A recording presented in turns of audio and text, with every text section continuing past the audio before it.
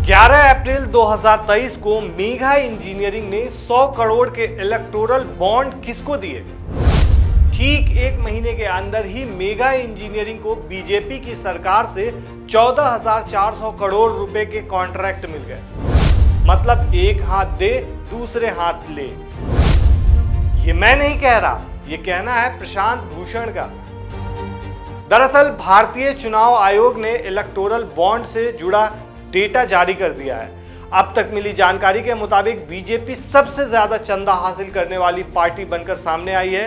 BJP को 60 अरब का चंदा मिला है। चलिए समझते हैं इलेक्टोरल बॉन्ड का पूरा झोल क्या है, ये पूरा खेल। दरअसल 2019 और 2024 के बीच राजनीतिक दलों को टॉप 5 चुनावी बॉन्ड दानकर्ताओं में से 3 ऐसी कंपनियां हैं जिन्होंने ईडी और आयकर जांच का सामना करने के बावजूद बॉन्ड खरीदे। इसमें lottery company, future gaming, infrastructure firm, mega engineering और देवांता शामिल है। चुनाव आयोग द्वारा गुरुवार को जारी आंकड़ों में चुनावी बॉन्ड का नंबर 1 खरीदार सैंटियागो मार्टिन की future gaming and hotels private limited है। लॉटरी कंपनी ने 2019 से 2024 के बीच तकरीबन 1300 करोड़ रुपए के बॉन्ड खरीदे हैं। रिपोर्ट के मुताबिक ईडी ने 2019 की शुरुआत में फ्यूचर गेमिंग के खिलाफ मनी लॉन्ड्रिंग की जांच शुरू की थी। उस साल जुलाई तक उसने कंपनी से संबंधित 250 करोड़ रुपए से अधिक की संपत्ति जब्त भी कर ली थी। 2 अप्रैल 2022 को ईडी ने मामले में 409 करोड़ रुपए की चल संपत्ति भी कुर्क की थी। इन संपत्तियों की कुर्की के 5 दिन बाद 7 अप्रैल को फ्यूचर गेमिंग ने चुनावी बॉन्ड में 100 करोड़ रुपए खरीदे। जो लोग नहीं जानते उन्हें बता दूं कि इलेक्टोरल बॉन्ड उसे कहते हैं जिसके जरिए राजनीतिक पार्टियों को चंदा दिया जाता है। सुप्रीम कोर्ट के आदेश पर भारतीय चुनाव आयोग ने इलेक्टोरल बॉन्ड की जानकारी को 2 हिस्सों में जारी किया है। पहले हिस्से में 336 पन्नों में उन कंपनियों के नाम हैं जिन्होंने इलेक्टोरल बॉन्ड खरीदा है और कितने का खरीदा है उसकी भी जानकारी दी गई है। जबकि दूसरे हिस्से में 426 पन्नों में राजनीतिक दलों के नाम हैं और उन्होंने कब कितनी राशि के इलेक्टोरल बॉन्ड कैश कराएं उसकी पूरी जानकारी दी गई है। यह जानकारी 12 अप्रैल 2019 से 11 जनवरी 2024 के बीच की है।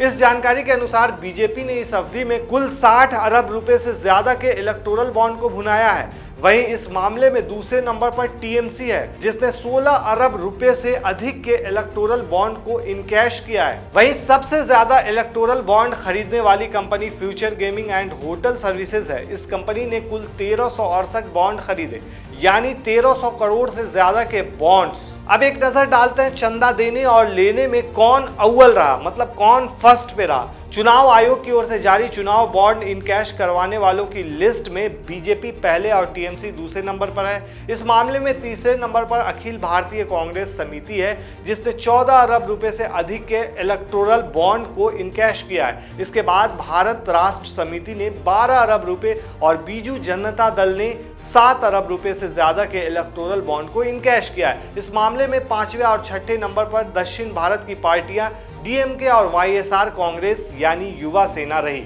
वहीं सबसे ज्यादा कीमत के इलेक्टोरल बॉन्ड खरीदने वाली कंपनियों में future gaming and hotel services के बाद mega engineering and infrastructures limited दूसरे नंबर पर है। फ्यूचर गेमिंग ने कुल 1368 बॉन्ड खरीदे जिसकी कीमत 1368 करोड़ रुपए थी। वहीं मेगा इंजीनियरिंग ने 966 करोड़ रुपए के कुल 966 बॉन्ड्स खरीदे। सुप्रीम कोर्ट की फटकार के बाद एसबीआई यानी स्टेट बैंक ऑफ इंडिया ने बॉन्ड खरीदने की जानकारी आयोग को दे दी।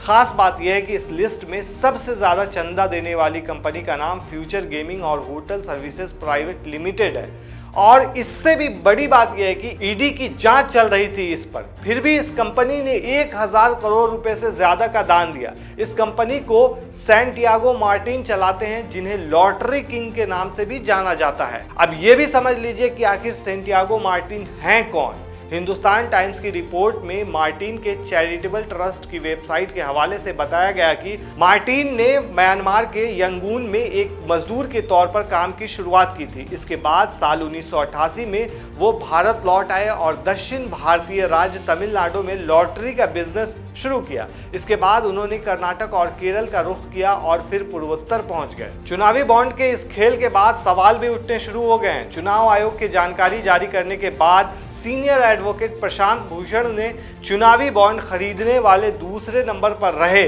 Megha engineering and infrastructure limited को लेकर सवाल किए हैं। प्रशांत भूषण ने ट्वीट करते हुए कहा कि 11 अप्रैल 2023 को मेघा इंजीनियरिंग ने 100 करोड़ के इलेक्ट्रिक बॉन्ड किसको दिए, लेकिन एक महीने के अंदर ही उसे बीजेपी की महाराष्ट्र सरकार से 14,400 करोड़ रुपए का कॉन्ट्रैक्ट मिल जाता है। हालांकि एसबीआई ने इस जानकारी में बॉन्ड के नंबर छिपा लिए हैं, लेकिन फिर भी कुछ डोनर और पार्टियों के मिलान करके एक अनुमान लगाया जा सकता है।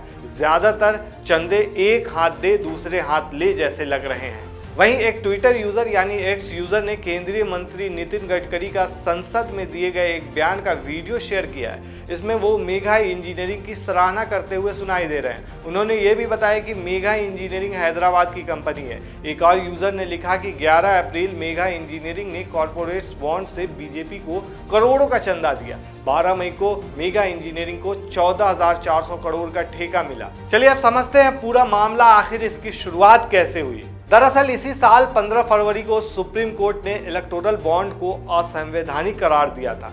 इसके साथ ही सुप्रीम कोर्ट ने एसबीआई को निर्देश दिया था कि वो 6 मार्च 2024 तक इलेक्टोरल बॉन्ड की जानकारी चुनाव आयोग को दे दे। एसबीआई इलेक्टोरल बॉन्ड बेचने वाला अकेला ऑफिशियल बैंक है। सुप्रीम कोर्ट के आदेश में अप्रैल 2019 से लेकर अब तक खरीदे गए इलेक्टोरल बॉन्ड का डेटा देने के लिए कहा गया था। इलेक्टोरल बॉन्ड राजनीतिक दलों को चंदा देने का एक जरिया है। इसे भारत का कोई भी नागरिक या कंपनी भारतीय स्टेट बैंक की चुनिंदा शाखाओं से खरीद सकता है और अपनी पसंद के किसी भी राजनीतिक दल को गुमनाम तरीके से दान कर सकता है। भारत सरकार ने इलेक्टोरल बॉन्ड योजना की घोषणा 2017 में की थी। इस योजना को सरकार ने 29 जनवरी 2018 को कानूनन लागू कर दिया था। इस योजना के तहत भारतीय स्टेट बैंक की शाखाओं से 1,000 रुपये, 10,000 रुपये, 1 लाख रुपये, 10 लाख रुपये और 1 करोड़ रुपए में से किसी भी मुल्क के इलेक्टोरल बॉन्ड खरीदे जा सकते थे। भारत सरकार ने इस योजना की शुरुआत करते हुए कहा था कि इलेक्टोरल बॉन्ड देश में राजनीतिक फंडिंग की व्यवस्था को साफ कर देगा, लेकिन पिछले कुछ सालों में ये सवाल बार बार उठा कि इलेक्टोरल बॉन्ड के जरिए चंदा देने वालों की पहचान गुप्त रखी गई है, इसलिए इससे काले धन की आमद को बढ़ावा मिल सकता है। हालांकि अब सुप्रीम कोर्ट ने इसे असंवैधानिक बताकर रद्द कर दिया है। आप क्या सोचते हैं इस पूरे मामले पर, हमें कमेंट बॉक्स में जरूर बताएं। और अभी तक आपने आधान हिंदी सब्सक्राइब नहीं किया है तो सब्सक्राइब कर लें और साथ ही हमारा ऐप आधान ऐप डाउनलोड करें। शुक्रिया।